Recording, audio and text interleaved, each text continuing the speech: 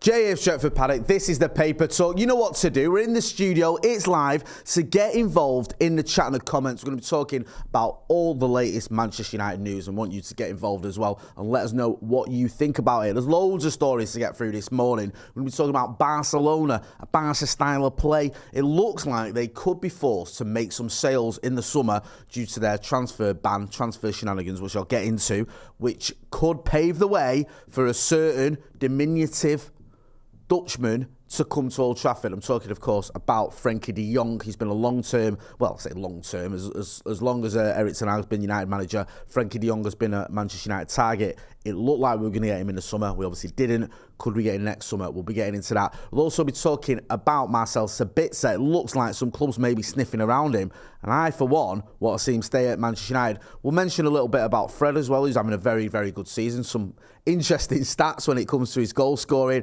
And we'll talk about the bid, of course. We'll have an update there. And Jurgen Klopp chatting rubbish, as per usual, ahead of the Manchester United-Liverpool game, or the Liverpool-Manchester United game, you'll get it in the right order.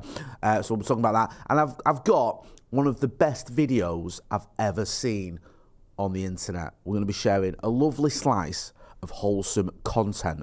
So get involved in all that. Loads of people in the chat already. UK Strange, Jamie White, Santa Notch, Liam, Ross Wheeler, Glenn, Zeus, Glenn F, Joyka Trot. Everyone's saying good morning, morning Jay. Happy says morning Jay, much respect. Morning to all you people, and hit that like button too if you are watching. Let's set ourselves a target here this morning, Friday feeling, ahead of the Liverpool game. What we're going for, I reckon we can do 300 likes. Let's go for 3 ton, yeah? I love that nice round 300 number. Right, let's talk about Barcelona, because this story was doing the rounds late last night and early this morning. You can see it there. So we have ruled that they can no longer sign more players. Barcelona are banned from entering the transfer market this summer, says La Liga chief Javier Tebas, who reveals they must raise 178 million quid just to comply with the rules. Now, there's lots of sort of caveats and questions around this. When I was over in Barca, we did a paper talk there, and I bought some papers, and on the cover of the paper after the Manchester United game, it was all about this. It was all about these sort of the financial issues they were having. There's been investigations as well. I think that's a separate issue, to be fair. But all is not well when it comes to transfers at Barcelona. Now, they have to cut, it says here, they've got to cut 150 million quid from the wage bill. Well, that's what Barca president Joan Laporta claimed. Now, the obvious way to do that and to cut is to obviously get rid of players. Now, one player who has been linked with a move away is Frenkie De Jong. United have been in for him. It looked like we were going to get him in the summer. We didn't. He's still there. He's still a saleable asset who's on big money as well. So he ticks a lot of boxes. And I don't know. What do you think? Do you think that they would be willing to sell him? Because I think they would. I think there's certain players who are just, it ain't happening. Like, I don't see them selling, say, for example, let's say Gavi, for example. Yeah. Would they sell him? I don't think they would. I think he's one of their, sort of golden boys, if you will. But I don't really feel like De Jong is like that. I think he could be sold. I think when you look at the players they've got, maybe Gavi, maybe, Pedri's another one who's a popular player and who'd probably get a lot of money. But again, would they sell him? I'm not so sure. I feel like with De Jong, there's something there. They were willing to sell him in the summer. And obviously, they're having a very good season. I know they've just beaten Real Madrid, of course, so at the Bernabeu. So they're having a good season. The top of the Liga. They've just had that win in the Cup. I know we knocked them out of the Europa League, but despite that, they're doing well. But they've got this hanging over him, and they need to make some decisions. And I feel like De Jong is the most obvious one. If they are going to start selling players, maybe sell De Jong. Now, Ousmane Dembele is injured again, isn't he? Is he someone they look at? I don't know. What do you think? Get involved in the comments in the chat. Let me know what you think about Barcelona's situation. Do you see Frenkie De Jong being sold? Because I still think United want him. I still think we could get him, and I think he'd do a very good job for us as well, and I think he'd fit into that midfield. You look at it, you go, okay, we didn't get Frenkie De Jong, but we've got Casemiro. Those two can play together. You can have a midfield of Casemiro, Frenkie De Jong, and Bruno, or sometimes Bruno plays on the right, of course, and maybe if Sabitzer stays or Fred comes in or whatever. But I definitely feel there's room for a Frenkie De Jong signing. I think it's one that Manchester United would want to make, and possibly Barcelona too. Let me know. Glenn F says, already hit the like before you started, Jay. I always like it, to be honest. Prefer it when you are the host. Oh, thank you. Chris says, Frenkie didn't seem too enthusiastic to join us last year. He didn't. There's no point in denying that. But I do feel like a big part of it was the fact that he was owed lots and lots of money from Barcelona.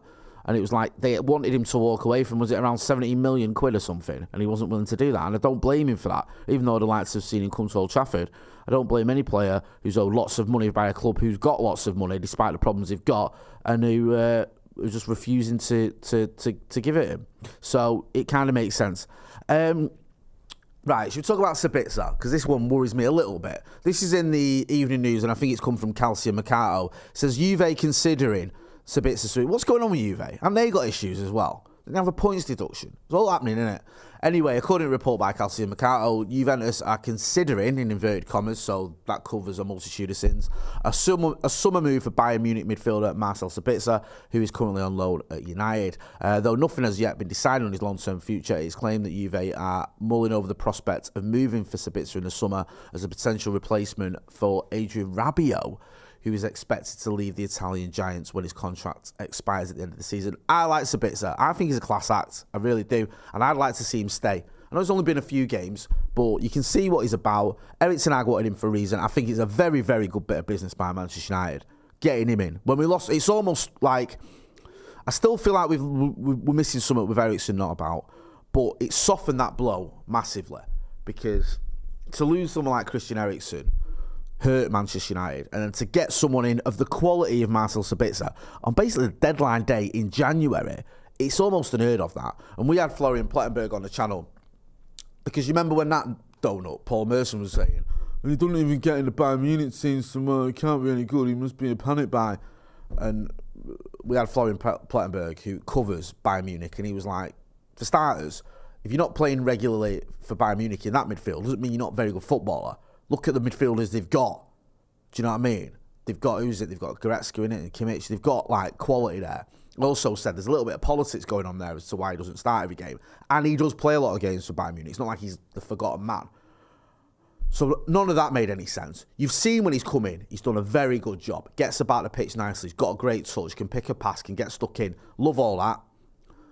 Doing a very good job. So I'm not surprised that someone's looking at him. But what Plettenberg said was he felt like there would be, even though it wasn't official, there would be a situation where Manchester United could sign him permanently if we wanted to. He think Bayern Munich could be open to that, and he felt like Manchester United, once we'd seen how good he is, would be up for that as well. And I agree. I think signing Sabitzer, especially, I think the figures being sort of touted were around the £20 million mark, which if that's true, that's a snip.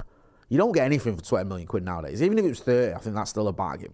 So if we can keep him, I know I've gone quite early on this, but I would be up for that. Juve sniffing around may force United's hand a little bit. We'll have to wait and see what happens with that. Liam says, Sabitzer moves the ball with class. Santa Notch, we still need strength in depth, so I'd want to keep Sabitzer. Knight says, Goretzka, Musala, Kimmich, Gravenberg, etc. Yeah, Gravenberg, sorry. It's the Bayern Munich have just got an absolute plethora of quality there. So not starting regularly for Bayern Munich doesn't mean you ain't good enough to play for Manchester United. Like, let's not get it twisted. Daniel Berry says there's better value in age profile replacement for Sabitzer. Who do you think that is? Let me know. Peter Griffith says bargain, get it done. Yeah, I agree. You need strength in depth, and at the minute United have got strength in depth. Even though we're missing Donny van der Beek, even though we're missing, I know people think, well, he was playing. When he started getting games, he's still an option.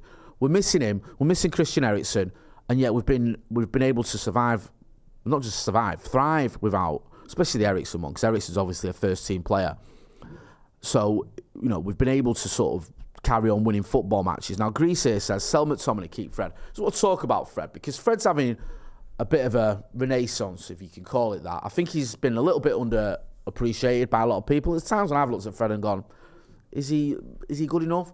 But I think this season, if you look at how he's benefited from a new manager in Erik Ten Hag. And to be fair to Fred, I thought he had a decent season under Ralf Rangnick. He did miss a few games for injury, but I think he was one of the few players that actually turned up for Ralf Rangnick when a lot of his teammates just didn't. This season, he's been playing much better. He's been a useful, not just a squad member, but when he started games as well, he's affected the matches. And if you look at his goal-scoring record, I think there's that stat doing the rounds, isn't there? Since November, Chelsea have scored 6 goals, and so's Fred. I mean, that says a lot, doesn't it? Because you wouldn't even consider Fred an out-and-out goal-scoring midfielder, yet he's scored as many goals as Chelsea Football Club. And Chelsea Football Club have spent a few quid over the last few months. They've gone big in the transfer window, and yet they can't outscore Fred. So, yeah, there's a lot to like about Fred. You can see he gets about the pitch. He always puts a shift in, and now he's added goals as well. It's great to see. I know there's a lot of people out there who do love a bit of Fred. And as a squad player, certainly, I think there's reasons to keep hold of him, and I can understand why he would be kept on, because there was sort of questions, are we going to sell him, are we going to keep him? I think if we kept Fred, I think a lot of people will be happy about that. And you might not have said that a few years ago, but now he's definitely shown his worth. And the fact he's scoring goals as well is brilliant. And there's a lot to like about Fred, isn't there? Yeah, he's one of those guys. You can see why his teammates like him. You see why the fans warm to him. He's an all-round good guy, and doing the business for Manchester United this season.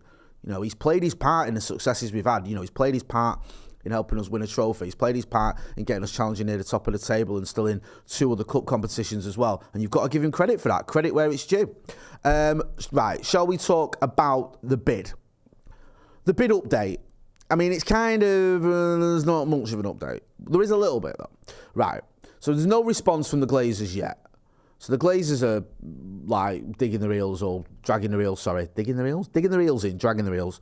It says bidders, this is from the Evening News, bidders for United are still waiting to hear back from the Rain Group, who are organising a potential sale for the Glazers, about the next steps in the process, according to Sky Sports. Sheikh Jassim bin Hamad Al Thani and Sir Jim Ratcliffe made indicative offers to buy United before the soft deadline on February the 17th. If the Glazers do want to sell, the bids from Sheikh Jassim and Ratcliffe would be given access to detailed financial information and data so they can proceed to make formal offers. I hate the sight of the Glazers. I try not to have hatred in my heart, but when I see them, it does make me angry. They're just minging, aren't they? There's also this talk, I think this was in the Evening News as well, I think, was it the Sheikh Jassim's dad or something said, I think there was a quote, I'll try and dig it out where, I think we've got it here, yeah, sorry.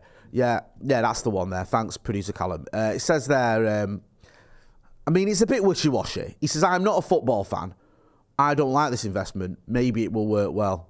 But, you know, some of my sons like this. They always discuss it with me. They're pushing hard. This isn't my speciality. I mean, it's not exactly an emphatic statement either way there, is it? Do you know what I mean? I'm not a football fan. I don't like this investment. Maybe it'll work well. Some of my sons like this. It's nice when your sons can just go around buying football clubs, buying one of the world's biggest. Some of them like it, yeah. Do you know what I mean? Some of them don't. You know, some of them are thinking, should we get a Ford Focus or should we get a Fiesta? Some are saying, should we buy Manchester United or maybe go and get someone else, Real Madrid or something? Don't know. What do you reckon? How the super rich live, eh? We'll wait and see what happens. I don't know what's going to happen. The update is there. Not much of an update. Once we find out, once the Glazers indicate what they're going to do, there's still this slight concern that they may end up staying because we've seen them or one of them, I can't remember which one of those, I don't care, at the cup final. There's the fact that season ticket prices have gone up. There's these little signs that are the Glazers reconsidering. We've heard reports that Joel and Avram have had reservations about selling. That'll go down really well with the fans if they decide to stay.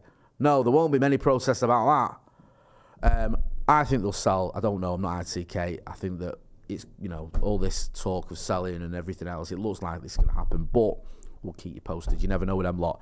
Right, should we talk about Jurgen Klopp? Hit that like button. We've still not got to 300 likes.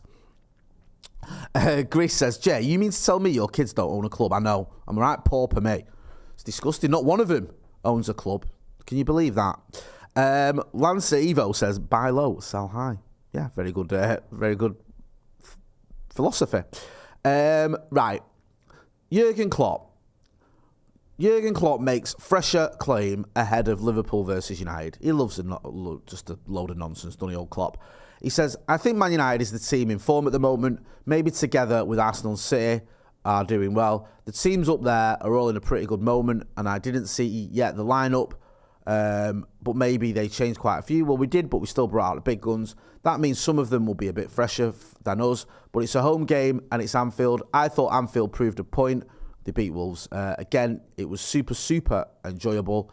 It felt like a proper unit. We were all together. I love that. That's what we need again on Sunday, but of course it will be difficult.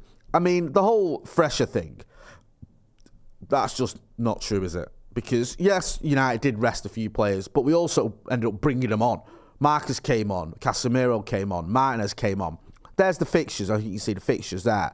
We've got, if you look, every time Liverpool have played, other than Wednesday night, we've played after them.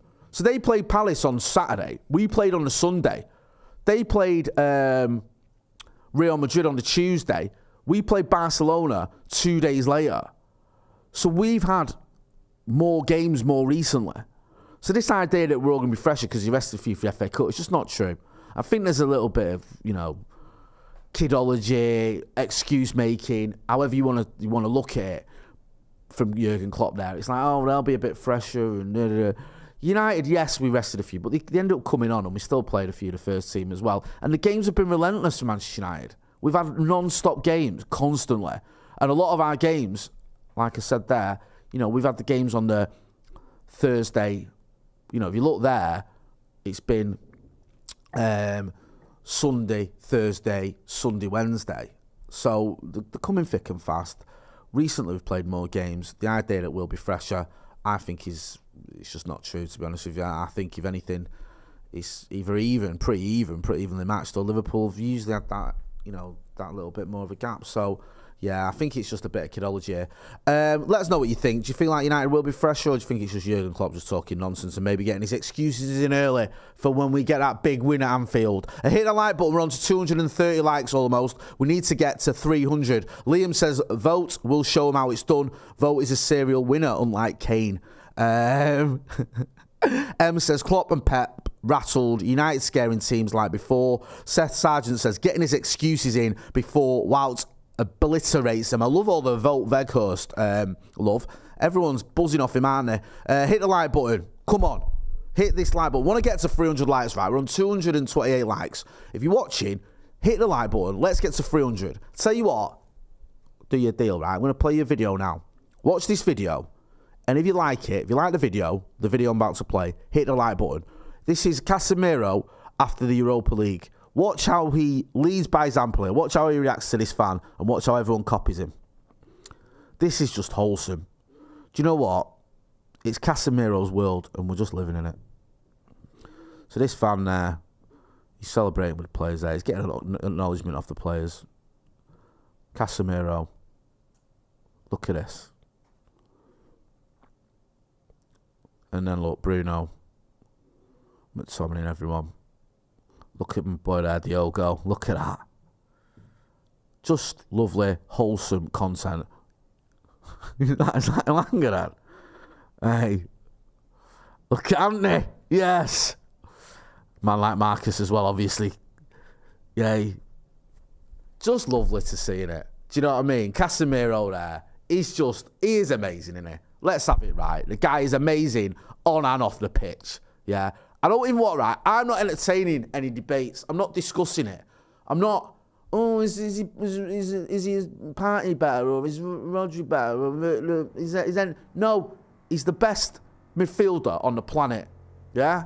It's not a debate or a discussion. He just is. You'll have to excuse that drill in there if you can hear it. They're having a bit of work done.